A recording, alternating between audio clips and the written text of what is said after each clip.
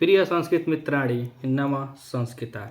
Are के education study में आप सभी भाई बहनों का हार्दिक स्वागत अभिनंदन करते हुए आज हम प्रश्न उत्तरी की श्रृंखला में एक और श्रृंखला पे बात करेंगे। इससे पहले हम परीक्षा बैच भाग 1 में प्रश्न नंबर 31 से 65 प्रश्नों की चर्चा किए हैं।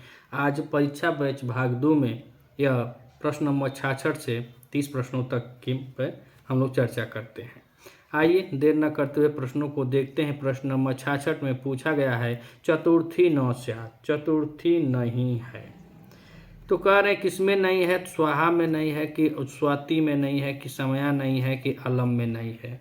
तो हम लोग एक सूत्र पढ़े हैं कि नमः स्वास्ति स्वाहा अलम वसठ योगाश्च, अर्थात नमः स्वास्ति स्वाधा अलम तथा वसठ शब्दों की योग में चतुर्थी विभक्ति लगती है, लेकिन यहाँ पे समया जो है उसमें चतुर्थी विभक्ति नहीं लगती है। अभित परित समया निक्साहा प्रतियोगे अभिद्वितीया, अर्थात इसमें द्वितीया विभक्ति लगती है। तो वही पूछा है कि चतुर्थी नहीं है तो समया में चतुर्थी नहीं है। प्रश्न नंबर 66 में विकल्प हमारा सी सही होता है। अब हम प्रश्न नंबर 67 की बात कर रहे हैं। तो 67 में कह रहे हैं शिवच्छ छाया इत्यर्थ संधि अस्ति। अच्छा, शिवच्छ छाया में संधि है, परसवर संधि है कि तुगागम संधि है कि इष्टुत्व संधि है कि पूर्व सवर संधि है। प्रश्न नंबर 67 में देखा जाए तो यहाँ पे इसका संधि विच्छेद किया जाए तो शिव धन छाया, अर्थात पद में तुगागम संधि हुई है छे च सूत्र से।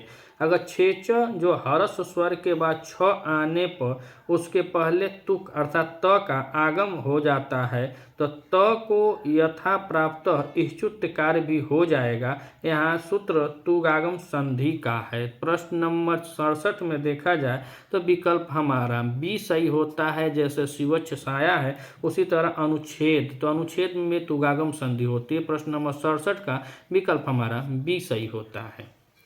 अब हम प्रश्न नंबर 68 की बात करें तो प्रश्न नंबर 68 में पूछ रहे हैं कि उपा अग्नि अस्य लौकिक विग्रह वर्तते। उपा अग्नि का लौकिक विग्रह होगा, अग्नो समीपम होगा कि अग्निना समीपम होगा कि अग्ने समीपम होगा कि अग्नि समीपम होगा। अर्थात उप जो आता है, जो उपसर्ग होता है, उसका अर्थ समीप के अर्थ में किया जाता है। और यहाँ पे देखा जाए इसका लौकिक विग्रह तो अग्ने समीपम। प्रश्न नंबर 68 में विकल्प हमारा सी सही होता है। अग्ने समीपम इसका लौकिक विग्रह होगा। और यहाँ जो उप है वह अव्यय है जो समीप अर्थ में प्रयुक्त होता है, जो समीप अर्थ में प्रयुक्त होता है उप। प्रश्न नंबर 68 में विकल्प हमारा सी सही होता है। अब हम प्रश्न नंबर 69 और 69 में देखें तो कह रहा है कि समुद्र इतरत्र कह प्रत्यय। समुद्र में कौन सा प्रत्यय है? लेप प्रत्यय है कि घय प्रत्यय है कि कत प्रत्यय है कि कत्वा प्रत्यय है। तो यहाँ पे इसका अगर संधि विच्छेद करें तो सम धन उद धन लेप, अर्थात इसमें लेप प्रत्यय होता है और शब्द बनता है समुद्र। सम उपसर्ग पूर्वक वद धातु में लेप प्रत्यय का प्रयोग किया जाता है। समा अन्य का तो लेप, जब धातु के पूर्व में उपसर्ग लगा हो तब कत्वा के स्थान पर लेप हो जाता है। प्रश्न नंबर 69 में विकल्प हमारा कौन सा सही होगा? लेप प्रत्यय में तो ए वाला सही होता है। प्रश्न नंबर 69 विकल्प हमारा ए सही है। प्रश्न नंबर 70 और 70 में कह रहे हैं कि मोहन 6 कड़े से गांव जाता है। अस्य वाक्यस्य संस्कृत अनुवादः अस्ति। ऑप्शन 1 मोहनः संकटं ग्राम गच्छति, मोहनः संकटेन ग्रामं गच्छति, मोहनः संकटं ग्रामः गच्छति, मोहनेन संकटेन ग्रामं गच्छति। तो मोहन संकड़े से गांव जाता है। प्रश्न नंबर 70 में देखा जाए तो इसमें कौन सा विकल्प सही होता है? तो मोहन संकटेन ग्रामं गच्छति। कहें कि मोहन छक्कर गांव जाता का हिंदी अनुवाद है तो इसमें संस्कृत में मोहन संकटेन ग्राम गच्छति होगा। और इस वाक्य में कर्ती कर्ष तृतीया सूत्र से अनुक्त कर्ण संकटेन यानी छकड़े से तृतीया विभक्ति का प्रयोग किया गया है। तो प्रश्न नंबर 70 में विकल्प हमारा बी सही होता है। अब हम प्रश्न नंबर 71 को देखें तो 71 में कह रहा है कि बाग के चारों ओर फूल हैं। अस्य वाक्यस्य संस्कृत अनुवादः अस्ति। उद्यान उद्यानं परितः पुष्पं सन्ति, उद्यानं परितः पुष्पाणि सन्ति, उद्यानस्य परितः पुष्पाणि सन्ति, उद्याने परितः पुष्पाणि सन्ति। तो हम लोग जानते हैं कि अभितः परितः समयानिक्सा के योग में द्वितीय विभक्ति का प्रयोग किया जाता है। तो यहाँ पे द्वितीय विभक्ति लगी हुई है, तो उद्यानम परितः यहाँ पे एक वचन हो जाएगा या बहुवचन में होना चाहिए। तो उद्यानम परितः पुष्पाणि सन्ति, यहाँ पे षष्ठी है, यहाँ तृतीया है और हमको द्वितीया चाहिए। इसमें द्वितीय विभक्ति लगी हुई है और पुष्प में बहुवचनांत भी है। प्रश्न नंबर 71 में विकल्प हमारा बी सही होता है। अब प्रश्न नंबर 72 को देखें तो 72 में कह रहा है कि हरि वैकुंठम अधितिष्ठति उदाहरण अस्ति। हरि वैकुंठम अधितिष्ठति में उदाहरण है। ऑप्शन ए बता रहे हैं कि अधिसिंह आस्था श्याम कर्म से है, कि अभिनिविष्ट से है, कि अंतरा अंतरेण युक्ते से है, कि उपांग व ध्यान वश से है। तो प्रश्न नंबर 72 में देखा जाए तो यहाँ पे कर्म किस सूत्र से लगा हुआ है? हरि वैकुंठम अधितिष्ठति, हरि वैकुंठ में निवास करते हैं। तो यहाँ पे कर्म में जो द्वितीय विभक्ति लगी हुई है किस सूत्र से है? तो यह अधि सिंह आस्था, अधि और सिंह और आस्था में कर्म होता है, तो इसमें द्वितीय विभक्ति लगती है। अर्थात कि अधि सिंह आस्था कर्म सूत्र के कारण अधि उपसर्ग पूर्वक सिंह आस्था और आस धातु हो तो उनके आधार की कर्म संज्ञा होती है। कर्म में द्वितीय विभक्ति का प्रयोग होता है, जैसे हरि वैकुंठम अधितिष्ठति, यहाँ अधि उपसर्ग आस्था धातु का प्रयोग हुआ है, अतः आधार वैकुंठ में द्वितीय विभक्ति हुई है। प्रश्न नंबर 72 में विकल्प हमारा ए सही होता है। अब हम प्रश्न नंबर 73 को देखें तो 73 में कह रहे हैं कि हेतु सूत्रस्य उदाहरण नास्ति। कारण, हेतु माने जो कारण बतलाना होता है, तो कह रहे हैं कि हेतु सूत्र मानो हेतु सूत्र का उदाहरण नहीं है।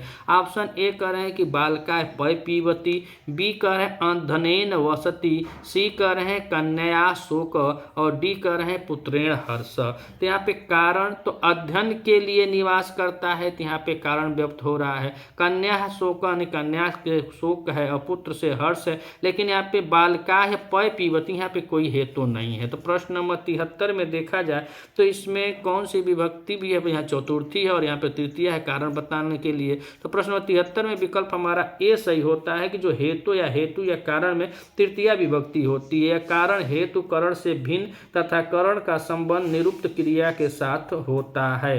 करण को देखा जाए तो करण हेतु का संबंध क्रिया द्रव्य या गुण किसी में से भी हो सकता है, और यहाँ व्यापार हो भी, व्यापक भी हो सकता है, व्यापार या व्यापक भी हो सकता है, नदी नहीं हो सकता है। यानी यहाँ पे जो व्यापार हो सकता है और कुछ नहीं हो सकता है, जैसे पुत्र हर्ष, हर्ष का कारण पुत्र है, अध्ययन वस्ती बसने का कारण अध्ययन है, और कन्या शोक, शोक का कारण कन्या है। लेकिन यहाँ पे जो बालकाय पय पीबती यही नहीं है, जो नहीं है वही सही है। प्रश्न नंबर 73 में विकल्प हमारा ए सही होता है।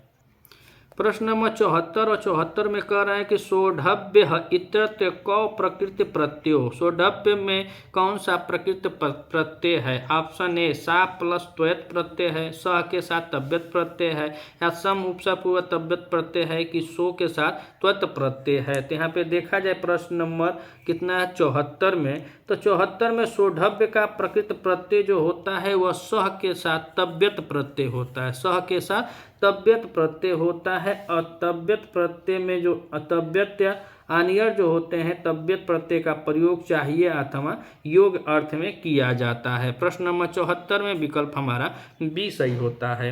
प्रश्न नंबर 75 में देखें तो 75 में कह रहे हैं योद्धा इत्यत्र कह प्रत्यय। योद्धा में कौन सा प्रत्यय है? त्रिच प्रत्यय है, कि सानच प्रत्यय है, कि सत्र प्रत्यय है, कि कत प्रत्यय है। तो योद्धा में अगर देखा जाए तो योद्धा पद में त्रिच प्रत्यय है। इसका अगर संधि विच्छेद करेंगे तो युद्ध धन त्रिच बराबर योद्धा योद्धो योद्धा, अर्थात वुल त्रिचो कर्ता या बोल त्रिचो कर्ता या करने वाला के अर्थ में धातु से त्रिच प्रत्यय होता है, और त्रिच प्रत्यय का शेष जो होता है वह त्रिय बचता है। प्रश्न नंबर 75 में विकल्प हम देखें तो हमारा ए सही होता है कि योद्धा में त्रिच प्रत्यय है। प्रश्न नंबर 76 और 76 में कह रहे हैं शुद्ध वाक्यम अस्ति। इसमें से शुद्ध वाक्य है ऑप्शन ए अलम विवादेन, सह पादेन पंगु अस्ति क्रोध नाशाय भवति या सर्वे शुद्धा।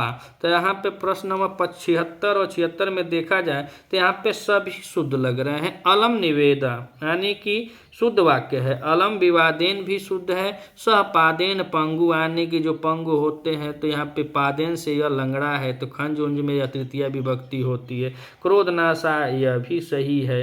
तो क्रोध नाशाय और अलम विवादेन और क्या कर रहे हैं सह पादेन पंगु और चौथा ऑप्शन है सर्वे शुद्धा। तो यहाँ पे सर्वे शुद्ध हो जाए। प्रश्न नंबर 76 में सभी विकल्प सही हैं। विकल्प हमारा डी सही होता है। डी वाला सही हो जाएगा सर्वे शुद्धा। प्रश्न नंबर 77 और कह रहे हैं कि व्याकरण के त्रिमुनियों में कौन नहीं आता है। ऑप्शन ए शाक्टायन नहीं आते हैं, बी महर्षि पतंजलि नहीं आते हैं, सी कह रहे हैं पाणिनि नहीं आते हैं और डी कह रहे हैं कि कात्यायन नहीं आते हैं। इसमें से जो नहीं आते हैं वही सही होगा। तो व्याकरण में त्रिमुनियों के अंतर्गत जिनकी गणना होती है पाणिनि की होती है, पतंजलि की होती है और कात्यायन की भी होती है। कात्यायन को वरुचि भी कहा जाता है, वार्तिकार भी कहा जाता है और पतंजलि को महाभाष्य भी कहा जाता है। महाभाष्य की रचना किए हैं। पाणिनि जी तो उस व्याकरण शास्त्र में आप लोग याद ही होंगे कि व्याकरण शास्त्र की निर्माण कहा जाए तो यह अधीत है, अर्थात यह उसकी रचना व्याकरण शास्त्र है जो अष्टाध्यायी है। तो यहाँ पे पूछ रहे हैं कि कौन इसमें नहीं यानी त्रिमुनियों में कौन नहीं आता है। तो शाक्टायन नहीं आते हैं। कौन नहीं आते हैं शाक्टायन नहीं आते हैं। प्रश्न नंबर 77 में विकल्प हमारा ए सही होता है। अब हम प्रश्न नंबर 78 को देखें तो 78 में कह रहे हैं कि संस्कृत में धातु रूप कहते हैं, संज्ञा को कहते हैं, सर्वनाम को कहते हैं, क्रियापद को कहते हैं या प्रत्यय को कहते हैं। तो संस्कृत में संज्ञा और सर्वनाम पदों को शब्द रूप कहते हैं जबकि क्रियापद को धातु पद कहलाया जाता है। तो धातु के तो यहाँ पे क्रियापद जो है इसी को क्या कहते हैं धातु रूप कहते हैं। क्रिया में जो चलता है तो उसे धातु पद कहते हैं और जो सर्वनाम या संज्ञा के स्थान पर चलते हैं उसको शब्द रूप कहा जाता है। तो प्रश्न नंबर 78 में विकल्प हमारा सी सही होता है। प्रश्न नंबर 79 और 79 में कह रहे हैं कालिदास को कौन सी रीति प्रिय थी। ऑप्शन ए पंचाली रीति, बी वैदर्भी, सी लाटी, डी गौड़ी। तो कालिदास जी की सबसे प्रिय रीति वैदर्भी रीति को माना जाता है। वैदर्भी रीति कालिदास को बहुत प्रिय थी। प्रश्न नंबर 79 में विकल्प हमारा बी सही होता है। अब हम प्रश्न नंबर 80 को देखें तो 80 में कह रहे हैं हसत रूप है, लट लकार का है कि लिट लकार का है कि विधिलिंग लकार का है कि लोट लकार का है। तो प्रश्न नंबर 80 में हसत जो हस धातु का लट लकार मध्यम पुरुष बहुवचन का रूप है, जैसे हससी, हसथ, हसत। तो 80 में अगर देखा जाए तो विकल्प हमारा ए सही होता है कि लट लकार में बहुवचन में यह रूप बनता है। लट लकार के मध्यम पुरुष में बनता है, मध्यम पुरुष बहुवचन का रूप है। प्रश्न नंबर 80 में विकल्प हमारा ए सही होता है। अब हम प्रश्न नंबर 81 को देखें तो 81 में कह रहे हैं तिष्ठति में धातु है, गच्छ है, आस्था है, त्रिष्ठ है कि तिष्ठ है। तो तिष्ठति आस्था धातु के लिट लकार प्रथम पुरुष एक वचन का रूप है जबकि गच्छ तिष्ठ और तिष्ठ धातु में है ही नहीं। आस्था माने ठहरना धातु के लट लकार का रूप चलता है, जैसे तिष्ठति, तिष्ठ, तिष्ठन्ति ऐसे ही। तो प्रश्न नंबर 81 में जो धातु पूछ रहे हैं यह आस्था धातु है। प्रश्न नंबर 81 में विकल्प हमारा बी सही होता है। प्रश्न नंबर 82 और 82 में कह रहे हैं उपेंद्र का संधि विच्छेद है। उपधन इंद्र है कि उपधन इंद्र है कि उपाधन इंद्र है कि उपधन इंद्र है। तो यहाँ पे देखा जाए तो पहले ही दो इंद्र इंद्र इसमें नहीं रहता है और उपाधन इंद्र तो यह भी नहीं रहता है। और इसमें कौन सी संधि हुई है तो आदि गुण सूत्र से यहाँ पे गुण संधि हुई है और ई आ रहा है। तो उपेंद्र में संधि विच्छेद उपधन इंद्र बराबर उपेंद्र और यहाँ पे आदि गुण सूत्र की प्रवृत्ति होकर के गुण संधि से उपेंद्र शब्द बनता है। प्रश्न नंबर 82 में विकल्प हमारा ये सही होता है।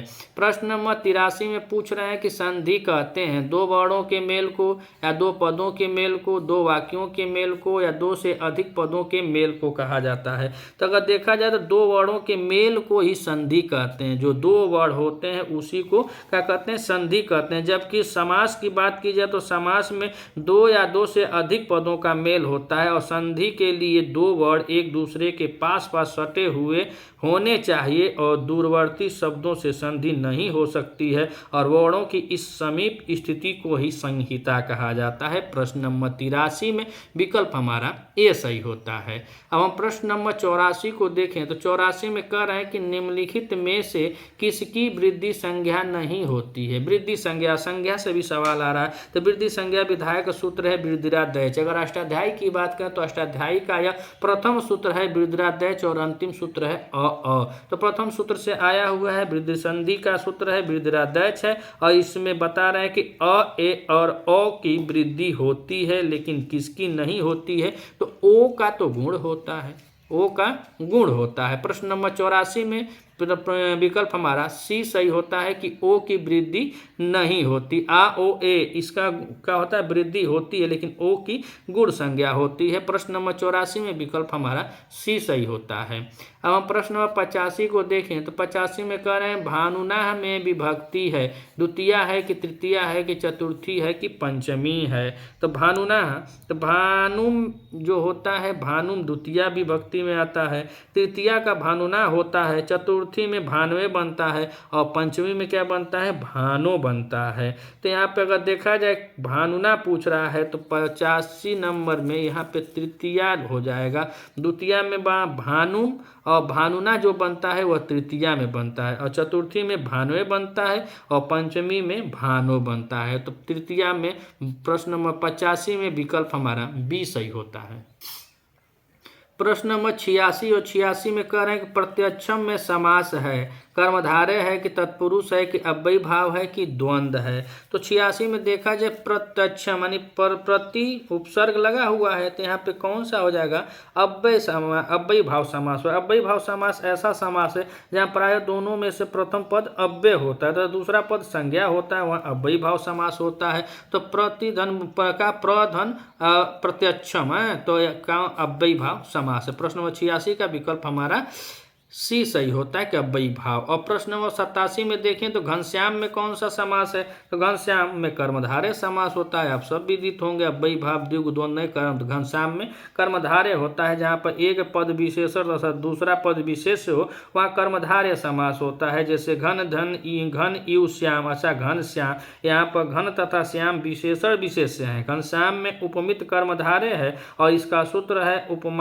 उपमानानि सामान्य वचने, अर्थात उपमा अलंकार को समास रूप में प्रकट करने के लिए इसका प्रयोग होता है। उपमेय एवं उपमान दोनों ही इस समास में मिलकर आते हैं और अव्ययी भाव समास में प्रायः प्रथम पद अव्यय होता है तथा द्विगु समास में प्रथम पद संख्यावाची होता है और जबकि द्वंद्व समास में दोनों ही पद प्रधान होते हैं। तो प्रश्न नंबर 87 में विकल्प हमारा ए सही होता है। अब हम प्रश्न नंबर 88 को देखें तो 88 में कह रहा है अकर्मक तथा सकर्मक का संबंध संज्ञा से है, सर्वनाम से है, क्रिया से है कि विशेषण से है। तो प्रश्न नंबर 88 और 88 में कर्मक अकर्मक जो होती हैं यह क्या होती हैं, क्रियाएं होती हैं। प्रयोग के आधार पर क्रिया के दो ही भेद होते हैं, अकर्मक तथा सकर्मक। जिस क्रिया से सूचित होने वाला व्यापार कर्ता करे और उसका फल भी कर्ता पर पड़े उसे अकर्मक क्रिया कहते हैं। जैसे गीता गाती है, श्याम हंसता है आदि। और जिस क्रिया से सूचित होने वाले व्यापार का फल कर्ता पर न